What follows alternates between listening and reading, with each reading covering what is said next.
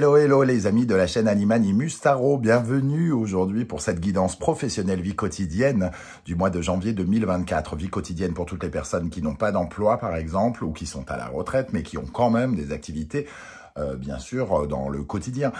Donc ça nous parlera ici de cela. Je vous rappelle que c'est un tirage général qui ne peut pas parler à tous de la même façon. Donc vous prenez uniquement les messages qui vibrent avec votre situation. Vous n'hésitez pas à adapter mon vocabulaire et si ça ne passe pas, c'est que peut-être il n'y a pas de message pour vous. N'hésitez pas tout de même à aller voir la vidéo de votre signe ascendant et de votre signe martien si vous le connaissez pour voir un petit peu qu'est-ce qu'ils ont à vous dire.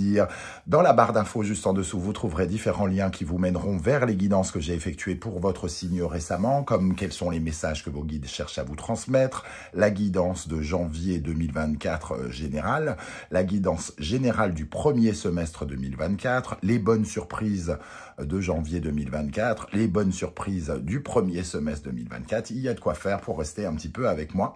Voilà, et si vous désirez des renseignements pour les tirages personnalisés, vous trouverez dans la barre d'infos mon adresse email pour tout renseignement.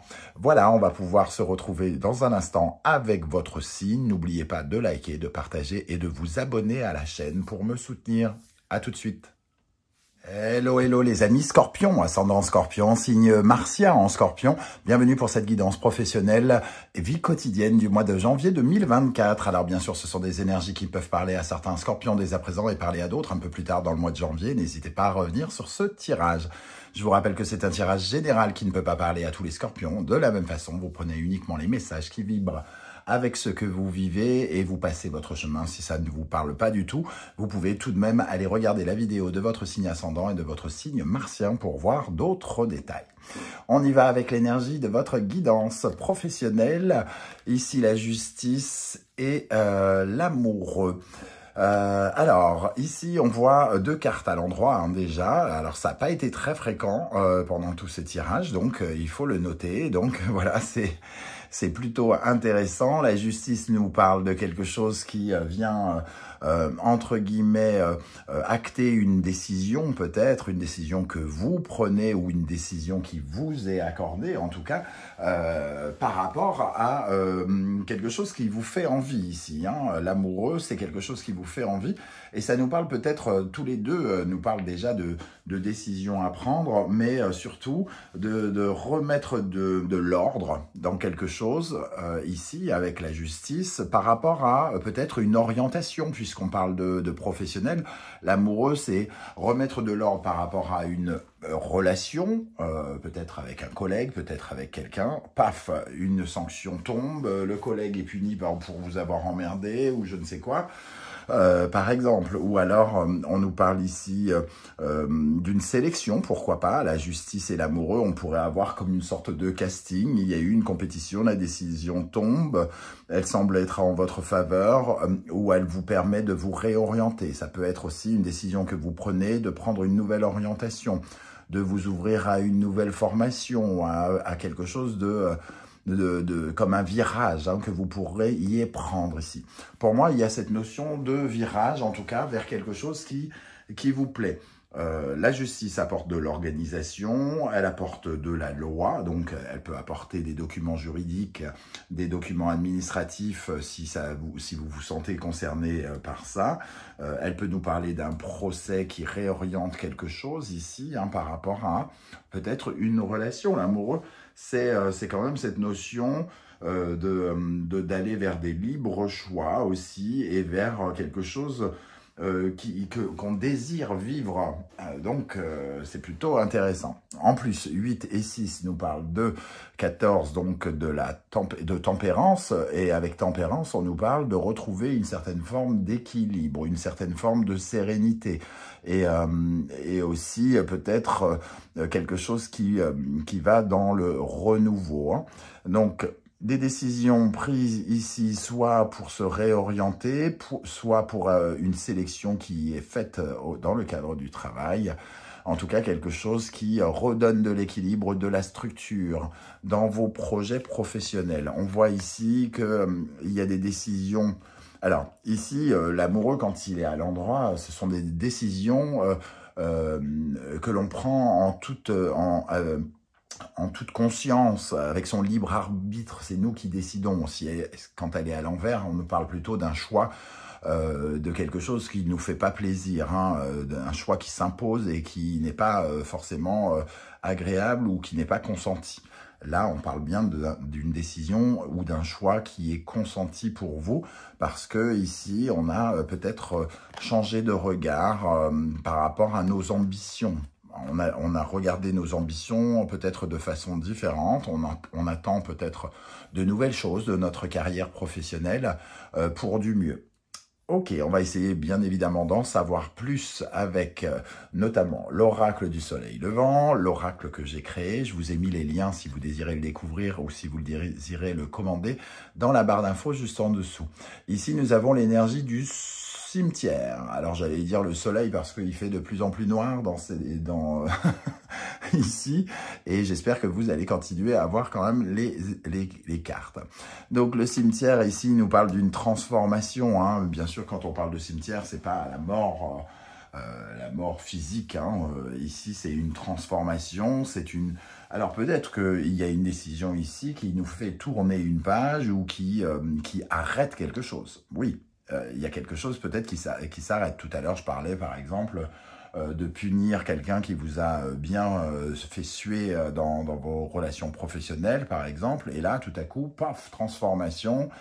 On n'en parle plus, c'est différent, on ressent plus du tout les mêmes choses.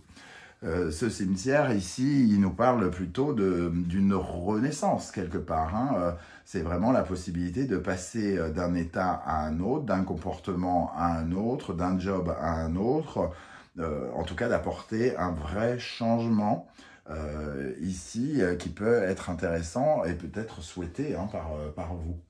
En tout cas, il y a une dynamique ici avec le bonsaï de quelque chose qui vous redonne de la force. Hein. Le bonsaï, ça représente les 5 éléments, le côté très aligné, tout comme la justice. On est aligné avec quelque chose que l'on veut, que l'on désire. Donc, ça, c'est chouette. Avec le tarot mystique, nous avons ici l'énergie du 6 de coupe. OK. L'énergie du 9 de coupe. Instinctivement, j'allais dire la reine, mais il y a beaucoup de personnages féminins sur ce tarot. Donc, le 9 de coupe et le 7 de coupe. Donc, beaucoup entre guillemets, d'affect ici. Hein, beaucoup d'émotions. C'est que de l'émotion, c'est que de l'imagination, c'est que quelque chose que l'on perçoit comme agréable. Le 6 de coupe nous parle d'une relation, justement. Alors, peut-être qu'il y a l'union de deux personnes ici par le biais d'un contrat. Pour certains d'entre vous, hein, on peut s'associer avec un groupe de personnes, j'ai même envie de dire, puisqu'il y a quand même plusieurs personnages ici. Le 6 de coupe, ça peut être justement ce côté amour inconditionnel, l'amour que l'on partage et que l'on reçoit en échange. Le 9 de coupe réalise un de vos vœux. Ici, c'est une très belle carte qui réalise les vœux. Et le 7 de coupe, lui, nous dit qu'il y a beaucoup d'opportunités émotionnelles. Alors, c'est à nous, on va se retrouver face à de nouveaux choix ici. Il va falloir choisir un petit peu l'émotion qui correspondra le mieux à nos choix. Le 7 de coupe nous dit quand même de nous méfier du côté illusoire, utopiste, de ne pas avoir trop la folie des grandeurs, de ne pas imaginer trop grand, trop loin dans un premier temps pour ne pas tomber trop de haut, par exemple. Mais en tout cas, on sent une énergie très avec beaucoup de bienveillance. Il y a quelque chose d'agréable. Le 6 de coupe peut nous parler de quelque chose du passé aussi. Pour certains d'entre vous, quelque chose que vous avez déjà soit vécu, déjà essayé. En plus, il y a la présence ici, comme on l'a dit, de la tempérance hein, qui relie les deux cartes. Tempérance, ça peut être un petit retour en arrière pour mieux avancer. Donc, on peut avoir une notion comme ça pour certains d'entre vous. En tout cas, de bien jolie énergie. On va essayer d'en savoir un peu plus ici. Qu'est-ce qui va se passer concrètement pour les scorpions dans le domaine professionnel en janvier 2024? avec la justice à l'endroit et l'amoureux à l'endroit. Alors, sur le 6 de coupe, qu'est-ce qu'on a ici sur le 6 de coupe? On a le 3 de coupe, donc il y a de la sociabilité, il y a de la légèreté, on voit quelque chose qui est plutôt agréable, amical. Donc si vous traversiez des difficultés relationnelles les mois précédents, j'ai envie de dire peut-être qu'il y a quelque chose qui s'arrange déjà de ce côté-là, hein, parce qu'on a vraiment encore des coupes d'ailleurs, encore de l'affect. Il y a quelque chose qui est relié à votre cœur, donc vraiment quelque chose qui vous fait envie, dont vous avez besoin pour émotionnellement. Qu'est-ce qu'on a sur le 9 de coupe pour les scorpions? Le hiérophante, donc le pape, hein, ici, on a vraiment l'impression qu'on peut recevoir un coup de main, qu'on reçoit la validation de quelqu'un, qu'on se trouve sur le droit chemin. On se trouve au bon endroit. On est mis sur la bonne route avec ce hiérophante. Hein. Quelqu'un nous met sur la bonne route ou alors nous aide à y aller. Et peut-être que ça correspond justement aussi, le hiérophante et la justice peuvent correspondre à quelque chose qui se contractualise ou qui se concrétise, parce qu'on a des énergies de terre.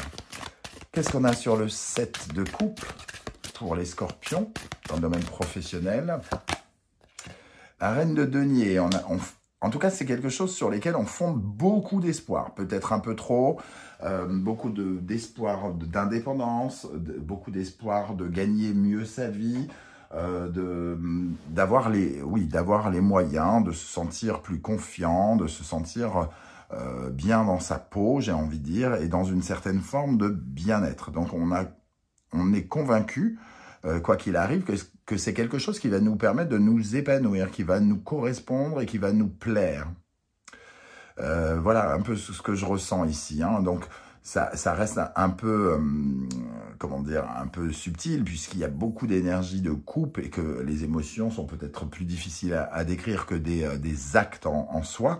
Mais ici, il y a quand même beaucoup de bienveillance, de douceur, de rondeur qui vous accompagnent. Et ces énergies du hiérophante et de la reine de denier qui vous donnent quand même une certaine forme de pouvoir concret. Ici, hein, on a la concrétisation d'un vœu que vous avez fait. Et ça peut être un vœu affectif, un vœu émotionnel ou un vœu relationnel. Quel est votre plus grand défi, les amis scorpions, dans le domaine professionnel? Nous avons le valet de bâton, donc c'est de vous aventurer effectivement vers un nouveau projet, vers une nouvelle aventure. Le valet de bâton, il a une certaine forme de, comment dire, il nous parle de la créativité. Votre défi, ça sera d'être créatif, d'avoir une créativité positive aussi, d'imaginer le mieux possible les mouvements tels qu'ils vont vers où ça va vous emmener, hein, littéralement.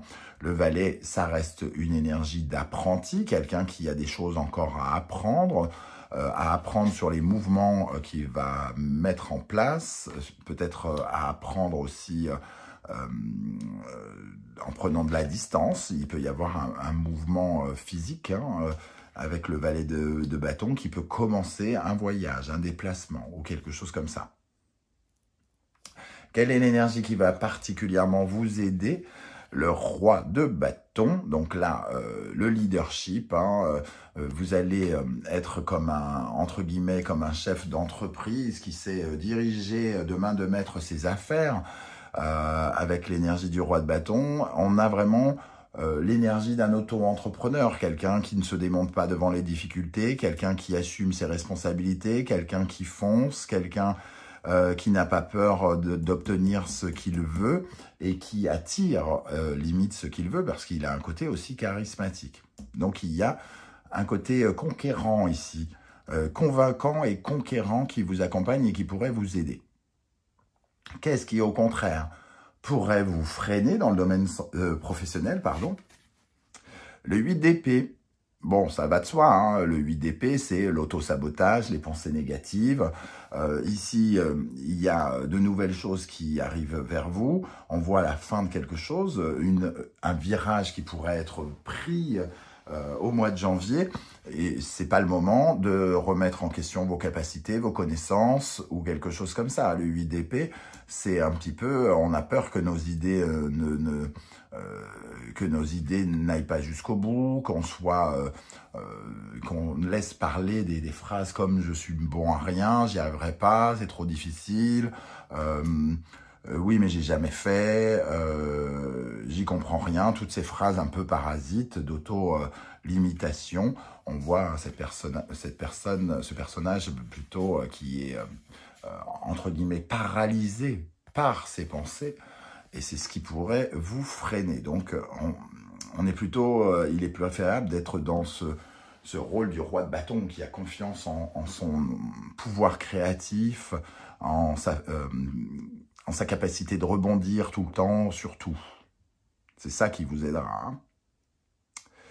Ok, on termine avec le conseil de l'univers pour votre vie professionnelle. Nous avons ici le Gémeaux, Mercure, Sagittaire, Jupiter, on va dire, deux maisons, deux planètes qui représentent l'apprentissage, le fait du maître et de l'élève ici. Hein, donc, peut-être qu'on vous invite justement à apprendre, à comprendre, à vous ouvrir à d'autres choses, de nouvelles choses inconnues et étrangères à vos yeux.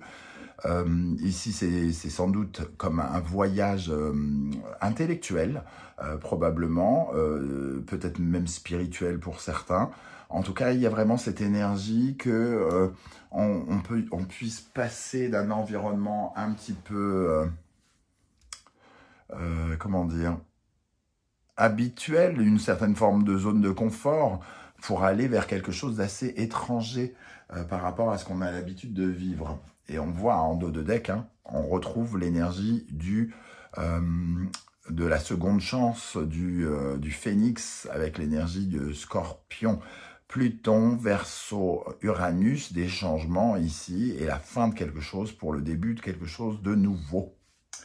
Voilà les amis, Scorpion, comment ça vibre pour moi. Alors j'espère que vous serez nombreux à venir commenter juste en dessous de cette vidéo pour avoir plein de nouvelles lectures de ce tirage. Et si vous ne voulez pas étaler votre vie sur YouTube, vous laissez juste un emoji, un commentaire, un coucou, un petit commentaire, hein, vous n'êtes pas obligé de vous étendre, un coucou, un like ou les trois à la fois, histoire de dire que tout n'est pas digitalisation virtuelle dans ce monde et que vous existez bien. Et j'aurai bien du plaisir à vous saluer également. Justement, c'est le moment de vous remercier à tous et toutes pour vos likes, vos partages, vos demandes d'abonnement, vos commentaires tout au long de cette année 2023 qui sont venus enrichir le sens du partage de cette chaîne. Je tenais vraiment à vous remercier sincèrement du fond du cœur pour votre présence et j'espère que vous serez nombreux à mes côtés en 2024. L'occasion également de vous souhaiter de très très belles fêtes de fin d'année à tous. En attendant, prenez bien soin de vous les amis Scorpions, merci d'être là et à bientôt. Ciao ciao.